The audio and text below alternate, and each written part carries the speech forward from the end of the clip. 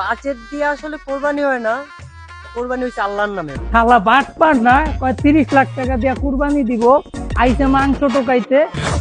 সালামু আলাইকুম। ওয়ালাইকুম আসসালাম। কি অবস্থা, ভালো আছেন? এই তো আলহামদুলিল্লাহ, তুমি কেমন আছো? এই তো ভাই, আপনাদের তো ভালো আছে ভাই।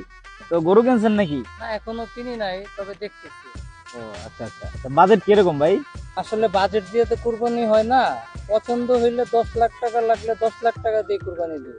ওইটাই তো ভাই, আপনার তো টাকা পয়সার অভাব নাই, আপনি চাইলে 20 লাখ টাকা দিতে পারেন, সমস্যা নাই। আচ্ছা, তোমরা কি কুরবানি দাও না? না ভাই, আমরা কোরবানি দেই না। আসসালামু আলাইকুম। ওয়ালাইকুম কেমন আসসালাম। আছেন ভাই? আলহামদুলিল্লাহ, তুমি কেমন আছো? আলহামদুলিল্লাহ ভালো ভাই। তো কুরবানি টুরবানি দিবা না?